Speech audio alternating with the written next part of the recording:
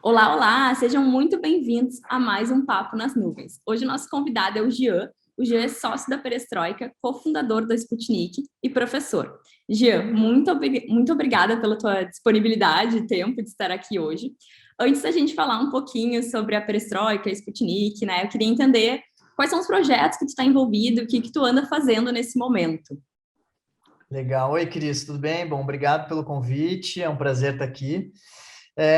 Então, a gente até estava conversando um pouquinho antes nos bastidores, né? Hoje a minha principal função é ser pai, né? A gente mora em Portugal já há 5 anos, o Benjamin nasceu há 1 ano e 8 meses, e obviamente isso mudou tudo. Consequentemente, a minha principal atividade, a atividade mais importante hoje é ser pai, e que me traz muitos aprendizados e, consequentemente, me ajuda muito como professor, né?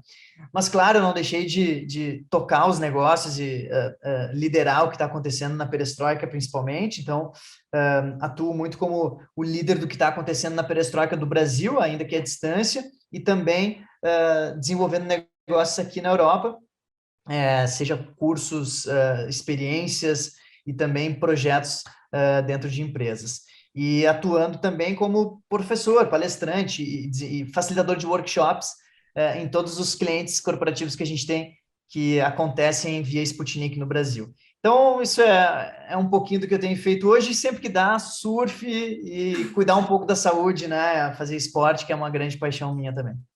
Legal, bastante coisa acontecendo, então. Que bom, não dá para reclamar. Mas entrando um pouquinho agora aqui no assunto da perestroika propriamente, eu queria voltar um pouquinho na história. E eu sei que a perestroika já está há muitos anos no mercado, acho que uns 15 anos, mais ou menos, né? Se eu não me Exatos engano. 15 anos. Esse ano, Ah, 15 anos. nossa, acertei então. É, e eu lembro assim que logo que vocês surgiram, veio com um conceito muito disruptivo para os padrões de educação naquela época, né? E era um discurso que era muito bem visto para quem era da área criativa, então a galera se empolgava muito com aquilo ali, achava muito diferente. Mas vocês não se limitaram àquele segmento, né? Aquele público. E eu acho que isso acabou, vocês precisaram quebrar várias barreiras naquele período, né? Então, a minha pergunta é, olhando para a forma como vocês se comunicavam e posicionavam, como que vocês conseguiram atrair e gerar confiança na galera que vinha de mercados mais tradicionais para engajar e comprar os cursos de vocês? Legal. Acho que a resposta para isso é resultado, né? Porque no momento em que a gente traz a disrupção na educação, né, principalmente falando 15 anos atrás, onde nós iniciamos essa experiência de educação, onde as pessoas podiam tomar uma cerveja, onde eles eram surpreendidos com um professor fantasiado de Branca de Neve ou de princesa, seja o que for. Para quem olha de fora e para quem tem essa raiz da educação como algo extremamente tradicional e só isso que funciona, a distância, ver isso e ouvir isso, traz uma sensação de superficialidade, né? E então, no momento que a gente mostrou e comprovou que isso não era aquilo por si só, né? Que existia um motivo pelo qual a gente fazia, que existia uma metodologia, que existia uma profundidade de entendimento que só quem vivia aquela experiência poderia então comprovar. As pessoas começaram a rever os seus conceitos, né? Então, isso veio com o mercado, né? Com o resultado das pessoas que faziam os cursos da perestroika se destacavam no mercado. As pessoas buscavam uma capacitação na perestroika e traziam resultados dentro do trabalho. Então, quando essa transformação e disrupção que a gente, há 15 anos atrás, trouxe, se comprovou com resultados para o mercado, as pessoas mais céticas não tinham muito argumentos para contestar aquilo. E depois que viviam isso, rompiam essa barreira, também percebiam que, por que não, né? Por que não fazer a educação ser algo divertido, ser leve, ser experiencial?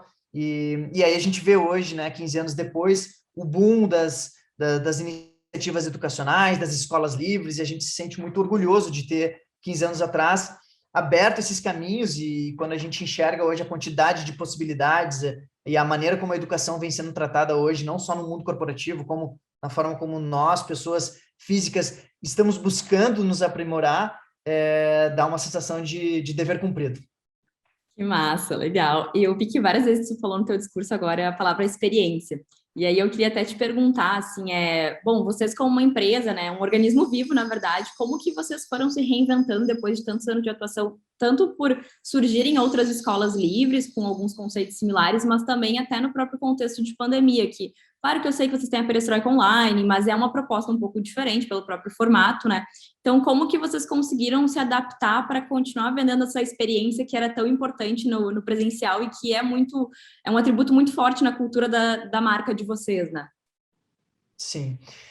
Foi um grande desafio, né? E, inclusive, a gente, no meio da pandemia, lançou um projeto que foi o Bug da Perestroika, né? Que foi um projeto de verdade, né? A gente bugou, né? É engraçado, né? Porque somos escola, falamos de inovação, de criatividade, veio a pandemia e a gente bugou.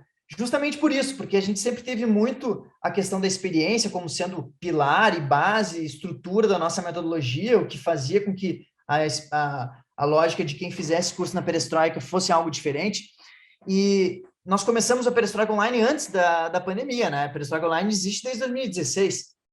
E a gente sempre teve esse tendão de Aquiles, né? Do tipo, mas como é que a gente transforma uma experiência educacional de uma pessoa que está em casa assistindo um curso?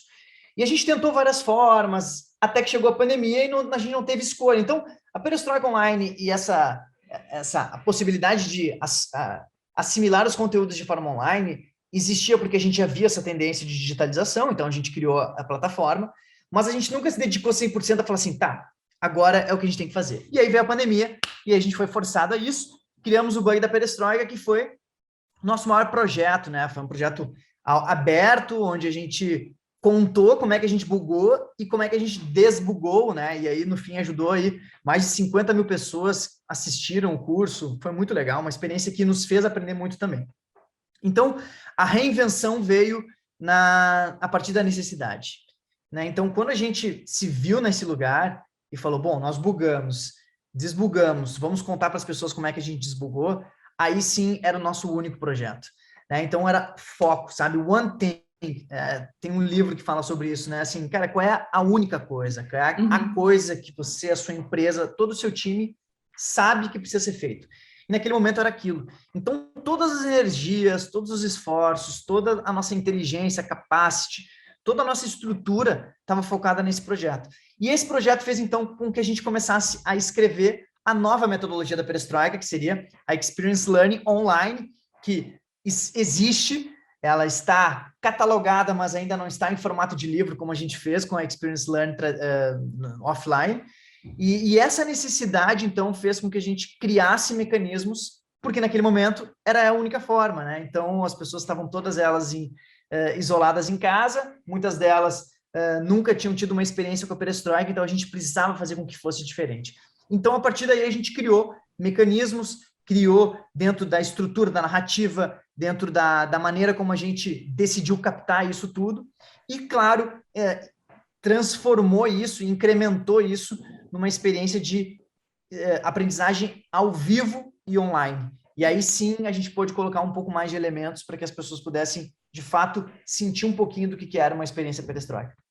Legal. E assim, até agora que a gente está voltando para um contexto das coisas se normalizarem um pouco mais, até ia perguntar como que hoje ficou a estrutura dos cursos presenciais, se eles já voltaram, estão voltando aos poucos, e se vocês conseguiram aproveitar disso que vocês tiveram que desenvolver para o formato digital, assim, se isso modificou algo na forma como já eram feitos os cursos, né? O que é a Perestroika 2022, assim?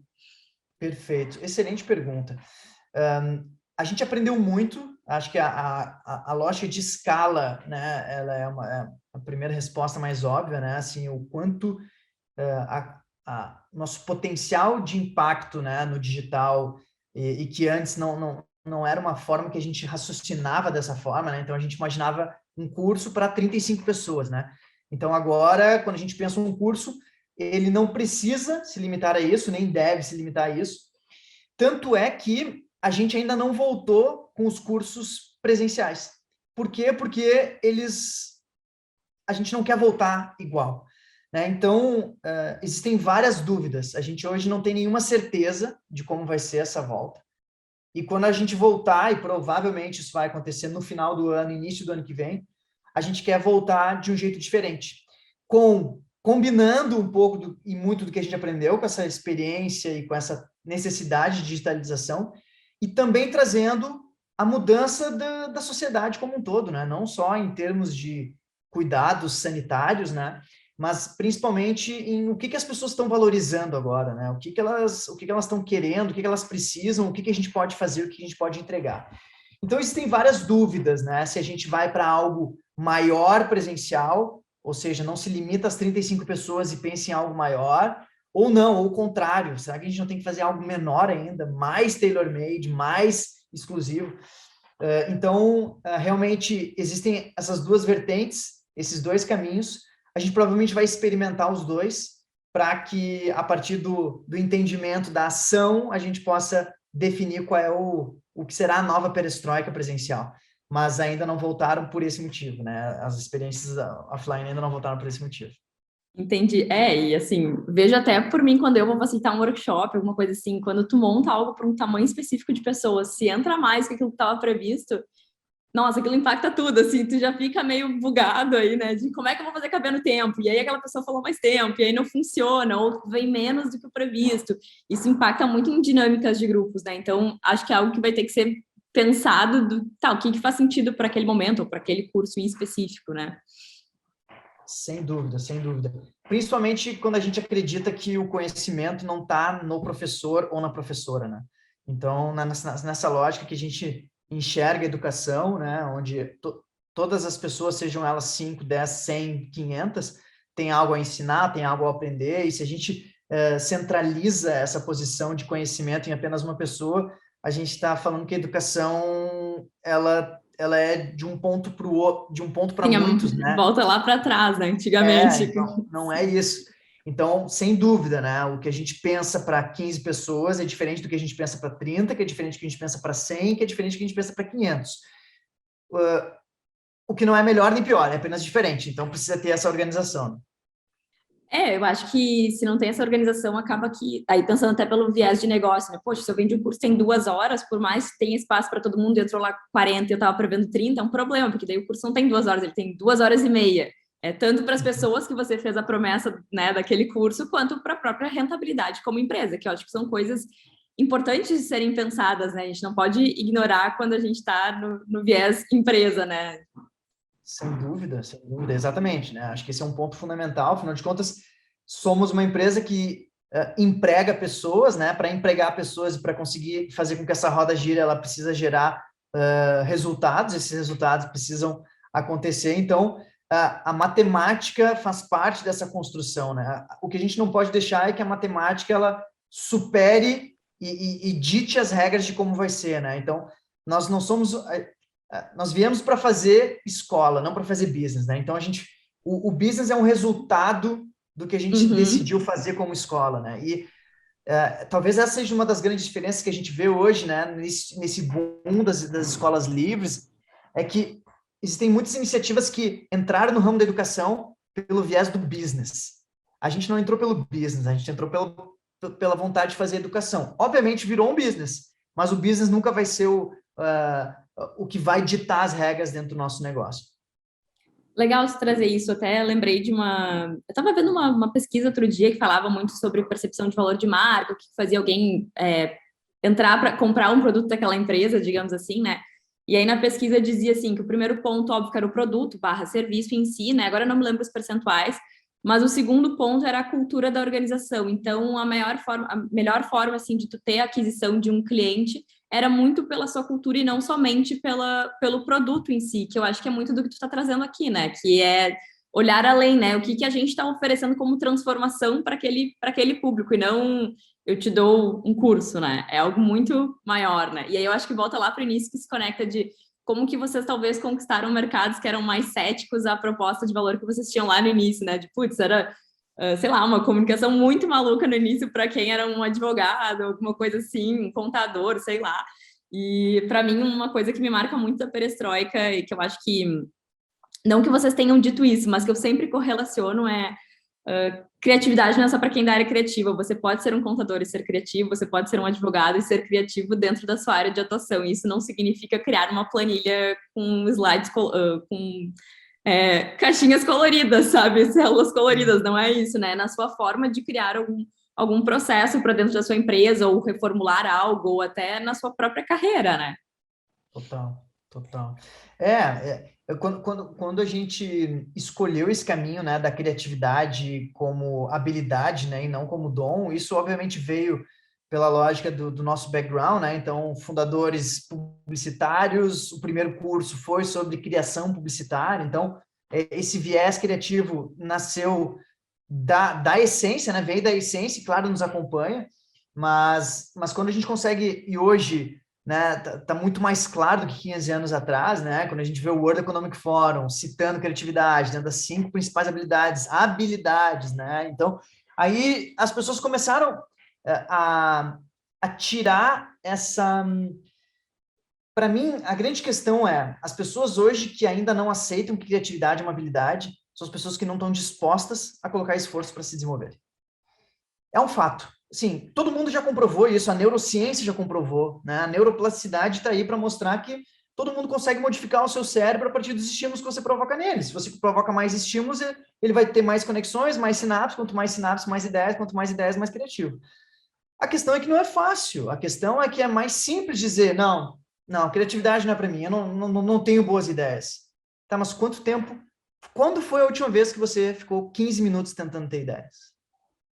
Quando foi a última vez que você experimentou preencher uma folha com 50 ideias?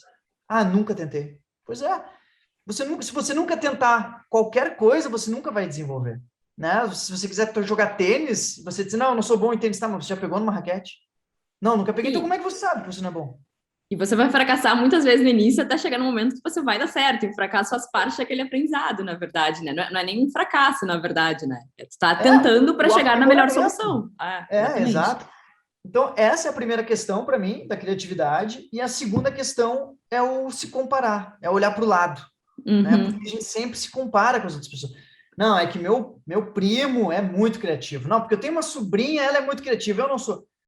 Mas é a mesma lógica. Eu toco violão, mas eu não toco violão tão bem quanto o Eric Clapton. Mas isso significa que eu não sei tocar violão? Não, significa que eu não sei tocar violão tão bem quanto ele, mas eu sei tocar violão.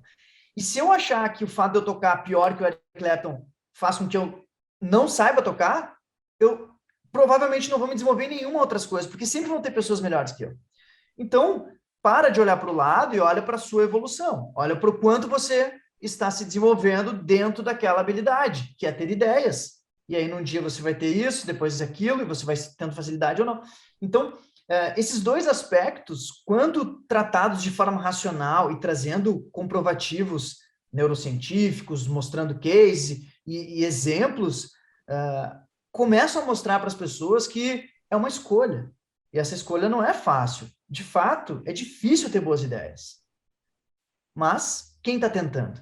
Então, eu acho que quando essa essência, né, falando de cultura, né, que foi o que você trouxe, né, quando isso está na essência, isso acaba transbordando para outros assuntos que a gente decide tratar e faz com que as pessoas se relacionem de uma forma diferente. Porque também falar de criatividade para publicitário, ou para designer, ou arquiteto, é uma coisa que já está né, já faz Sim, parte no do dia dia a a dia. dia. Agora, coloca a criatividade no mundo dos advogados, por exemplo. Opa, será? E aí, para nós, é muito incrível fazer isso, porque a transformação ela é gigantesca, né? Eu costumo brincar que ela é uma roda grande, pesada, que ela é difícil de tirar do lugar, mas quando tu tira, dificilmente ela para. Então, a transformação também é muito grande, né? Ela é correspondente à força que você faz para sair da inércia. Então, isso também nos estimulou a sair dessas áreas, né? A sair desse mundo da comunicação, das artes visuais, e realmente, não, vamos buscar, então, criatividade no mundo do agronegócio, né? A gente já teve curso de agronegócio, a gente já teve curso para advogados, curso de pôquer, então isso também nos trouxe essa chama de, cara, a gente precisa que as pessoas entendam que a criatividade está fora desse lugar também. Sabe que recentemente eu tive uma vivência dentro de uma universidade que a gente estava executando um projeto e a gente conversou com alguns alunos, né? E eu percebi muito que a maioria ali era geração Z e que pela geração Z tem uma característica de ter acesso a 1 milhão de coisas a todo momento ou a qualquer momento, estar dentro de um curso específico, tendo que aprender uma matéria específica, aquilo acabava às vezes sendo frustrante para aquela pessoa, ou ela mesma, aí eu vejo que o papel da perestroika talvez seja até complementar aí dentro de, legal, você pode fazer uma formação, uma graduação formal, vamos dizer assim, tradicional, mas não é porque você está estudando direito que você vai ter que ser advogado, que é algo que acaba se ensinando, e eu percebi muito, assim, nas angústias daquelas pessoas que elas não estavam conseguindo enxergar que existia um mundo muito maior, então elas pensavam de, putz, eu vou me formar aqui e eu adorei a faculdade, mas eu não consigo me ver dentro daquilo, e a pessoa achava que só existia aquilo, sabe? Que não dava para aproveitar Sim. aquele conhecimento para outras áreas, ou mesclar, sabe? E empreender em algo, sei lá, assim. Então, eu vejo que as próprias provocações que vocês fazem é para quebrar um pouco de alguém que veio de um cenário que eu estudei direito, é só direito? Não. O que tu pode aproveitar do direito para criar algo diferente em cima disso, né? Perfeito, exatamente. E também inclui o que você está aprendendo fora do direito, dentro do direito, né? Uhum. Que é a lógica do T-shape, né? Do profissional hoje, é formato de T, porque sim, é importante você... Como é que você vai ser advogado se você não conhece todas as leis, né? Você precisa, essa é a base, né? Essa é a estrutura do seu negócio.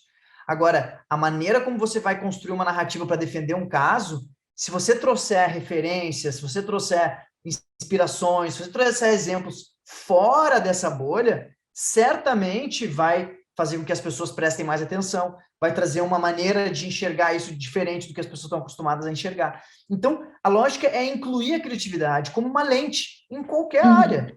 E aí, quando você consegue fazer isso, você se destaca na sua área.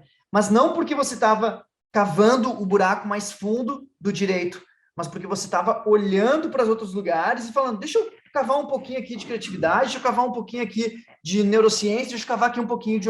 E aí, quando você consegue ter uma órbita de outros assuntos, e essa órbita tem a lente criativa, quando você usa do seu conhecimento específico combinado com essa órbita, bom, o resultado é certamente único, né? Porque ela é combinação de referências que só você buscou construir. E a partir daí vem algo criativo.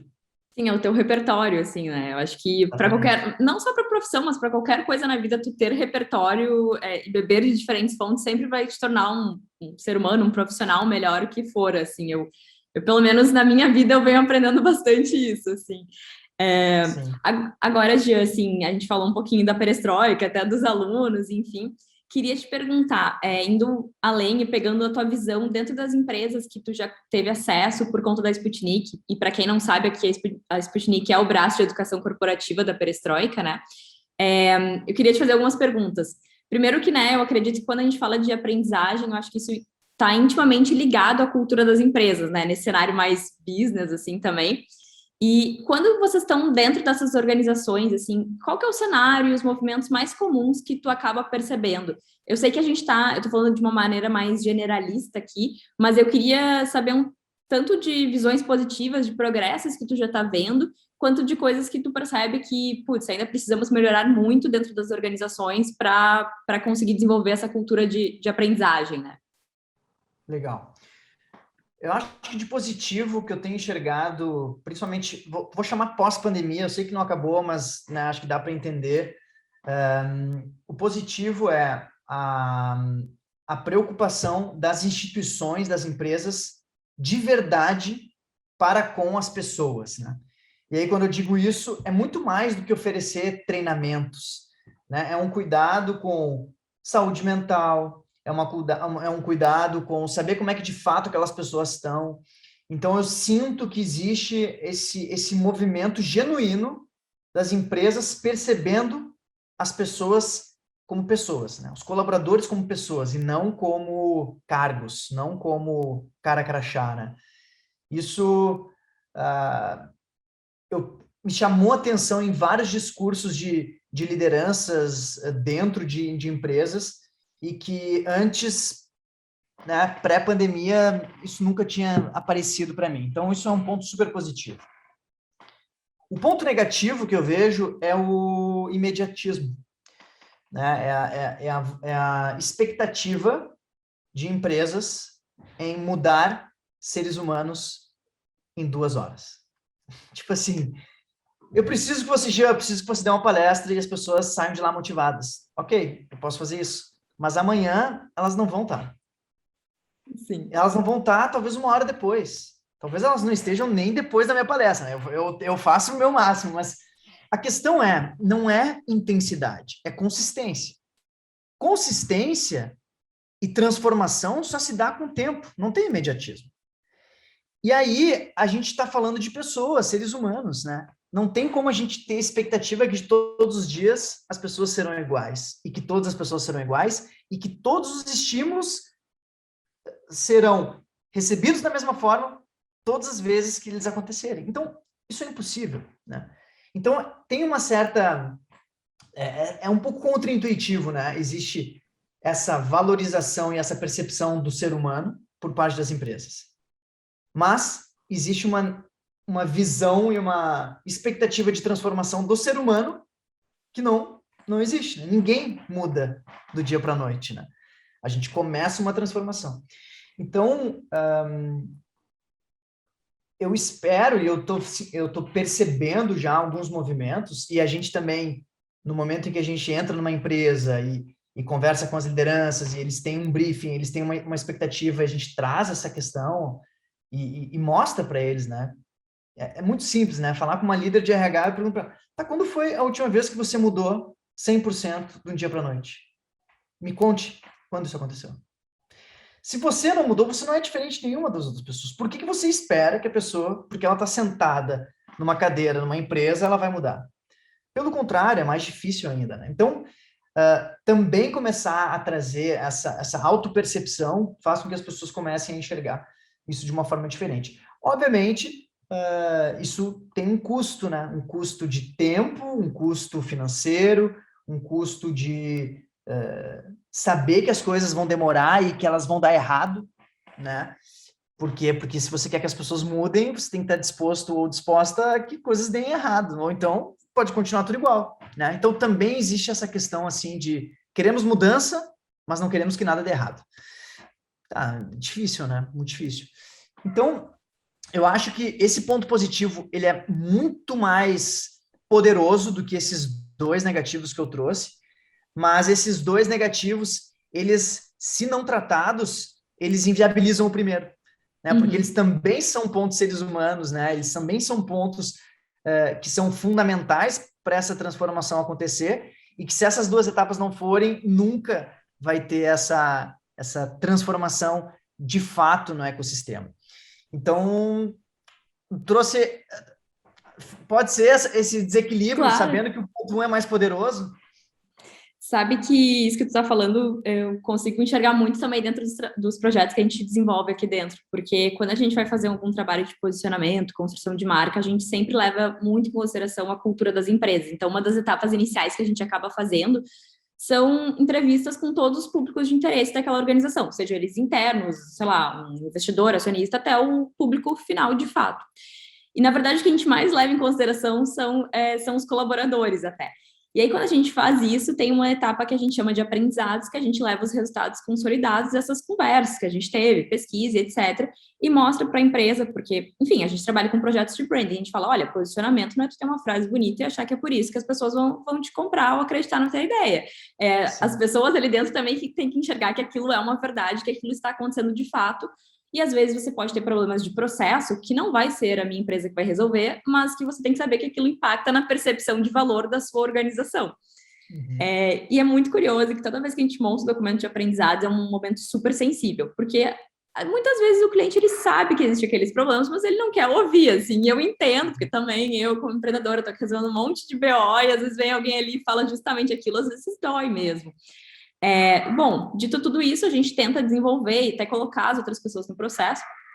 E quando chega na etapa do fim do projeto de branding, quando a gente já concebeu todo o tom de voz da marca, a parte visual, enfim, tudo que tem um escopo de branding, a gente, né, fecha o livro ali e a gente fala... Antes a gente não fazia isso, mas aí a gente começou a perceber que isso é importante. O que a gente começou a fazer? A gente começou a fazer alguns workshops de sensibilização com os times das empresas, de seus diferentes papéis e apresentar para eles o projeto, porque senão era um projeto feito, sei lá, por 5 pessoas, digamos assim, e as outras 300 não sabiam o que era. E aí o cliente reclama depois, mas é que não deu certo esse projeto de branding. Não deu porque as pessoas não têm informação, entendeu? Como é que vai dar certo? E quando a gente fala de tom de voz, não é só o tom de voz das redes sociais, é do tipo, como é que um colaborador teu vai ir até um cliente, como que ele vai se posicionar, como que ele vai se vestir, aí deixa de ser uma cobrança pessoal de, Jean, tu não foi vestido do jeito certo. Não, é porque aquela personalidade que a gente quer assumir como marca acaba exigindo que todo mundo tenha essa postura. E uma coisa que foi muito legal que a gente foi descobrindo nesses trabalhos também é que isso ajudava até a ver quais colaboradores ou com quem que a empresa tinha fit cultural. Então, acabou ajudando até o time de pessoas nas contratações. Porque a gente falava, olha, sei lá, a pessoa pode ter todos os skills técnicos, mas se ela não curte esse tipo de cultura de empresa, ela não vai dar certo com vocês. E a culpa não é nem dela e nem de vocês, sabe? Assim, é um relacionamento, não teve fit. E eu ainda vejo um pouco dessa dificuldade, às vezes, nas empresas, elas enxergarem que um trabalho de branding, que é o que a gente entrega aqui, é de longo prazo, né? Não é, como tu falou, não é eu ir lá fazer um workshop que a pessoa vai entender como em todas as vezes ela tem que falar com o cliente em todas as situações. Não, eu dei algumas ferramentas para ela, mostrei alguns exemplos, mas assim, a vida é incontrolável, acontecem muitas coisas, né? E é trabalho da empresa continuar desenvolvendo isso e fazendo que as pessoas, eu acho que tenham essas provocações. Aí quando eu volto, eu acho que eu penso lá no curso da perestroika, que é fazer as pessoas se provocarem e se olharem para dentro daquela situação e ver como elas resolveriam criativamente dentro daquele conjunto de valores que foi estipulado pela empresa, mas que quem tem autonomia ainda assim é o colaborador, não é a Cris do Estúdio Nube que foi lá e falou, olha, tem que ser desse jeito, né? A gente só deu diretrizes. E eu vejo muita dificuldade ainda nas empresas de conseguirem dar esse espaço para o colaborador trabalhar em cima das diretrizes ou fazer ele enxergar que aquelas diretrizes têm valor dentro da função dele, sabe? Total, total. No melhor dos mundos, o ideal é que as pessoas participem dessas construções, né? Exato. As diretrizes impostas, dificilmente elas viram diretrizes, né? Elas viram regras, né? Se elas são impostas. Então, claro, é muito difícil chegar nesse lugar, mas como é que se transforma diretrizes que já existem para pessoas que são recém-contratadas? Aí precisa buscar pessoas que se identifiquem com a diretriz, né? Que aí a gente pode voltar lá para o Simon Sinek, né? Lá para o propósito, né? Por que você faz o que você faz? Por que você quer fazer parte dessa empresa? Não é porque a gente vende cursos, é porque a gente quer transformar a educação do Brasil, né? E do mundo. Exatamente. Opa, beleza. Então, para isso, cara, tem que trabalhar um monte. Para isso, a gente tem isso aqui, tem isso aqui, tem isso aqui. Faz sentido, né? E aí, se fizer sentido, legal. Se não faz... Eu lembro que uma vez eu usei uma metáfora que... A gente usava essa metáfora para dizer que nós éramos o Cirque du Soleil da educação, né? Por quê? Porque uma vez lá no Vale do Silício, quando a gente apresentou a perestroika, um cara falou que a gente poderia ser uma coisa assim, né? E aí a gente acabou levando essa referência, assim, né? E aí, eu lembro quando a gente estava lá no Rio, e aí sempre teve muito essa... As pessoas olhavam muito de fora para a perestroika, né? Ou faziam um curso na perestroika e geravam um desejo imenso em fazer parte da perestroika como staff, né? Pra trabalhar na perestroika. E eu dizia assim, olha só, cara, se você vai no Cirque du Soleil assistir o espetáculo, como é que é a tua experiência? Você chega lá, você é bem recepcionado, as pessoas estão lá, todas fantasiadas, fazendo malabarismos incríveis, você entra, tá aquela música perfeita, você senta, você é encantado pelo show, no final você sai, as pessoas te dão uma coisa... Uau, você sai encantado, assim, nossa, eu quero trabalhar nesse lugar. Aí você vai trabalhar, aí você entra no backstage. Quando você entra no backstage do Circo Solar, sabe como é que tá? É o bicho pegando, é a galera gritando, é a galera com calo na mão. Tem que entrar agora, hein? Vamos lá, tá correndo. Por quê?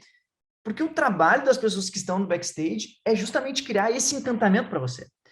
Que é a lógica da perestroika. A gente trabalha para encantar o nosso aluno, para transformar a experiência dele na melhor experiência possível em educação.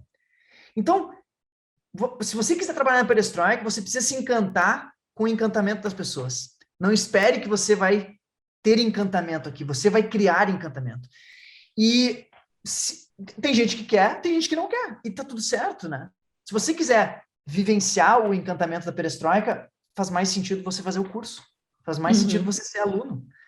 se é isso que você está buscando. Agora, se você busca no final da aula alguém chegar e te falar assim, cara, obrigado, mudou minha vida, e se isso for o que você quer, bom, daí você está de acordo com as nossas diretrizes. Então, não é a gente impor a diretriz, é a pessoa achar que faz sentido isso para ela mesma. Se fizer sentido, cara, ela está lá por causa daquilo, e não aquilo veio depois que ela estava lá e ela agora precisa cumprir com aquilo.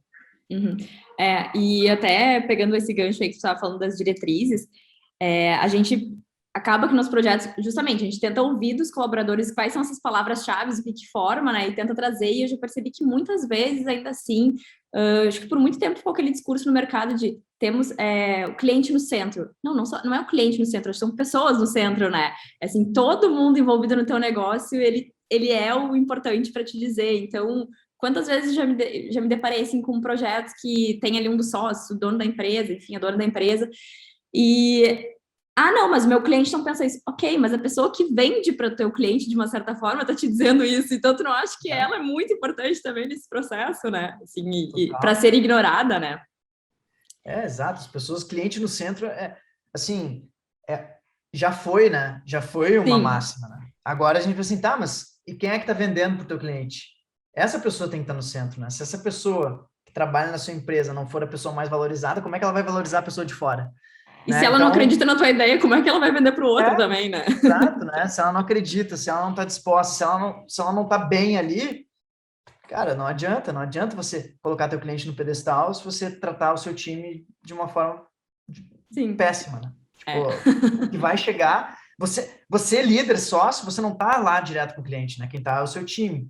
Então, o seu time, pro líder e para a maneira como na minha visão, na nossa concepção, é isso, né? É o time em primeiro lugar. Porque se o time estiver em primeiro lugar, o primeiro ponto de contato do time vai ser o cliente, vão ser as pessoas externas. E aí vai ser o lugar onde essas pessoas vão manifestar tudo que elas sentem pelaquela organização, inclusive a venda, a sensação de pertencimento, a defesa daquele produto, serviço, a virar advogado do negócio, né? É mais do que representar, né?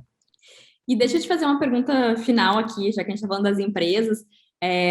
Como que hoje a Sputnik ela acaba trazendo essas provocações para as empresas e acho que sempre como que isso também pode potencializar a percepção de valor de uma organização, né? Como que o trabalho da Sputnik funciona dentro dessas empresas? Legal.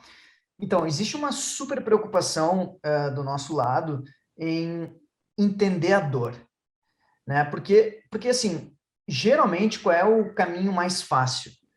Né? As empresas têm,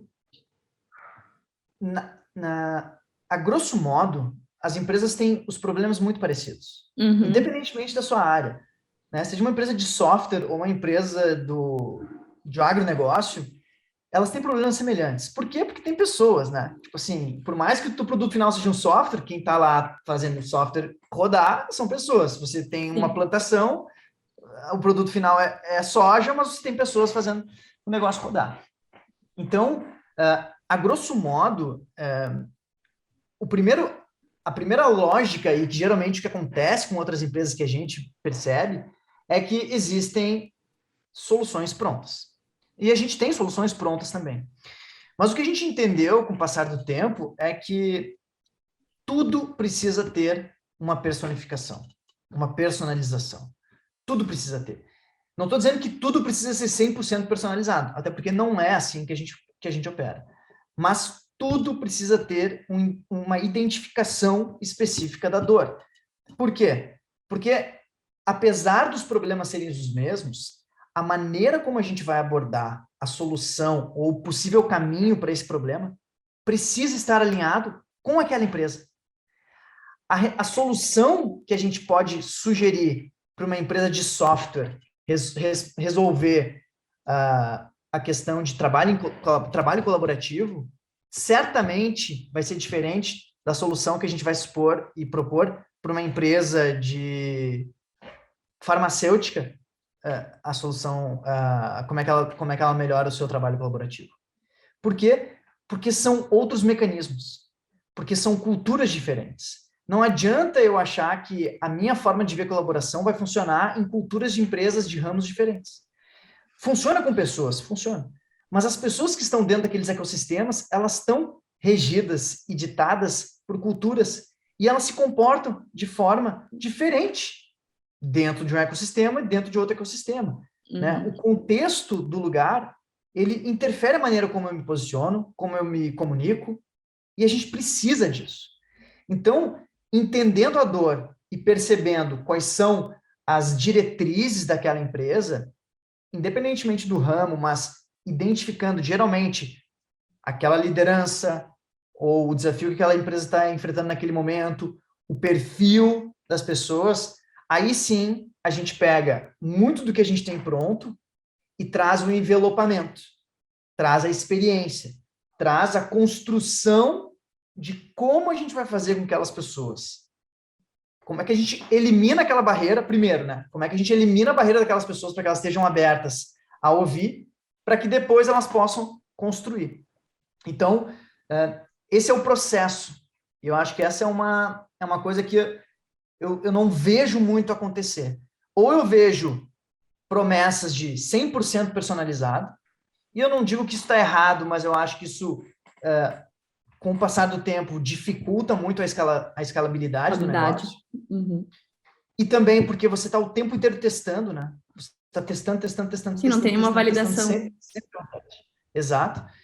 E aí perde-se pontos de garantia de que vai funcionar, e eu acho que nessa jornada precisa ter, né? Para construir, precisa ser pontos para subir, né? E a questão de ser tailor-made, mas ser tailor-made entendendo como é que eu encaixo isso dentro da minha jornada. Eu acho que vocês têm um framework que ele vai sendo adaptado para os contextos, né? A gente pode simplificar dessa forma, que existe digamos, um modelo já, mas ele tem adaptações e para mim, na minha concepção, acho que um ponto que talvez vocês devam ter que focar bastante é como vocês estão entrando num elemento que é cultura, muitas vezes as pessoas elas têm inseguranças de se eu falar isso para o Jean e ele vai lá e vai contar para o meu chefe, depois, sei lá, passam-se muitas coisas na cabeça das pessoas, né? Dependendo de como é a cultura daquele lugar.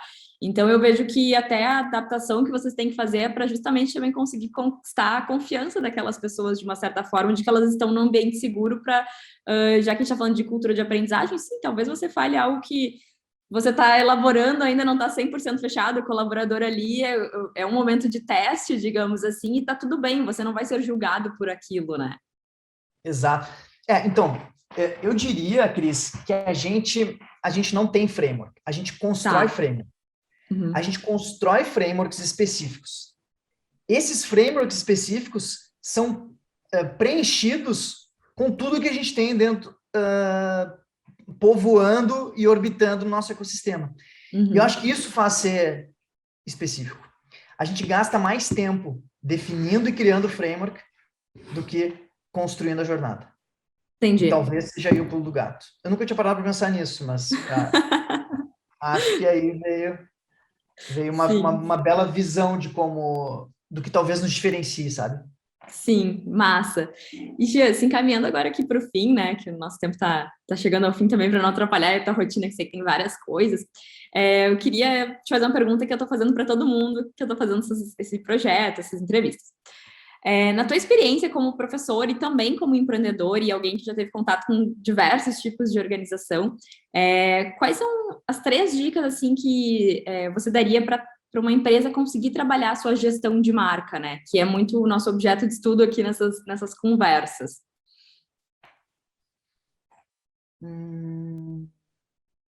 Trabalhar sua gestão de marca. Primeiro, eu diria que é one thing, uma coisa. Assim, as pessoas que fazem parte da sua empresa, elas precisam saber o que e por que o que vocês fazem é diferente. E aí, a marca, ela é a materialização disso, né? Você precisa fazer com que, independentemente de qual é a área de atuação que aquela pessoa tem naquela empresa, que a resposta para essa pergunta seja a mesma. Isso precisa estar muito claro. Quando isso estiver acontecendo, claramente existe uma unidade de estrutura pela qual todas aquelas pessoas veem aquela empresa, aquela marca. Então, primeira coisa é isso. Quer melhorar a gestão dessa marca? Faça com que todo mundo entenda e saiba e internalize o que de fato vocês fazem e por que vocês fazem diferente. A segunda coisa que eu diria é: faça mais perguntas. Faça mais perguntas porque nada precisa ou deve estar escrito em pedra. Então, da maneira como a gente está vivendo hoje o mundo, né? Cada dia é uma coisa nova, uma necessidade de mudança e adaptação. Se a gente para de fazer perguntas achando que a gente já respondeu tudo, a gente pode parar de buscar a evolução. E uma marca que não busca evolução é uma marca que está fadada ao fracasso. Ela precisa estar constantemente evoluindo. Como é que a gente evolui? Fazendo perguntas. É a única forma de a gente se questionando, entendendo se aquilo continua fazendo sentido. O questionamento não é para a gente dizer que queremos ir para um outro caminho. É para validar se de fato, depois de 1 mês, 2, 1 ano, 3, ainda faz sentido. Se fizer, que bom. Se não fizer, por que não faz?